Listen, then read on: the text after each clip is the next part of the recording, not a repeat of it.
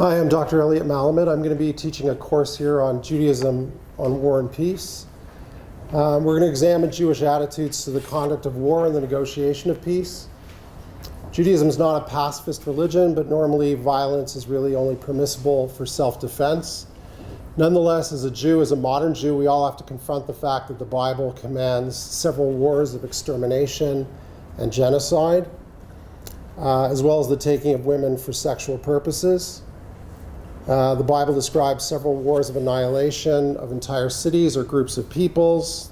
Those targets were 7 Canaanite nations, Amalek, the Midianites, and so on. The rabbinic tradition sought to moderate or even eliminate some of the nastier implications of this. But between the Bible and, say, the advent of Zionism, the conduct of war was largely theoretical. Jews did not have power, and therefore they did not have the power to conduct war, with certain noteworthy exceptions, such as in the book of Esther and so on. So our emphasis will largely be on the biblical period and on the current state of Israel. But the real crux of the course is moral, is ethical, right? Because how a society conducts war gives us special insight into the ethics of that culture, how we think about morality. So in this course, we'll explore some of the following.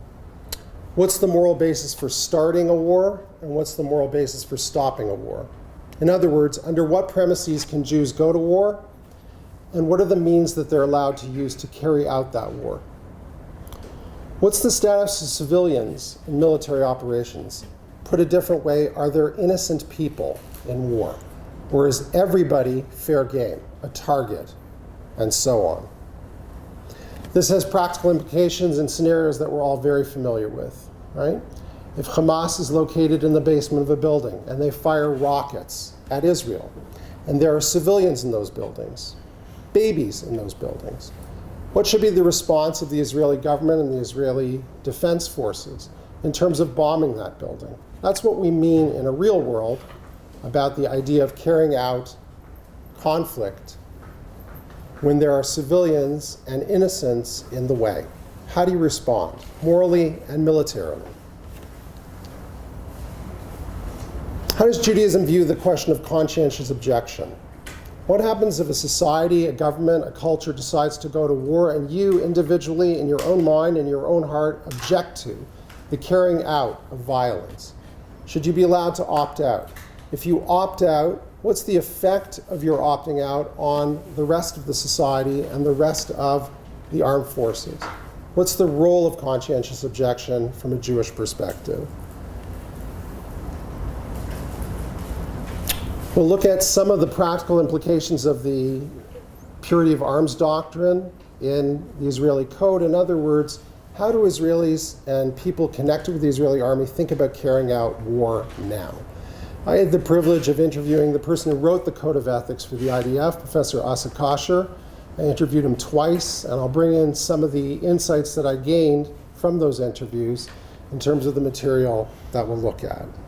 We'll also look at adjuncts to the fighting of war, such as the taking of hostages, something that came up repeatedly in Jewish history and has obviously come up recently in Israeli history with Gilad Shalit and other cases. How does halakha negotiate the desire to redeem a Jewish captive with the overall possibly negative effects that occur when you negotiate and ransom that hostage? Does it encourage further hostage taking, and so on? We'll employ a wide variety of sources, not just from Judaism, but from psychology, history, philosophy, and so on. I will bring those sources every week. And class discussion, of course, will be highly encouraged, as always happens in my classes. And that is that.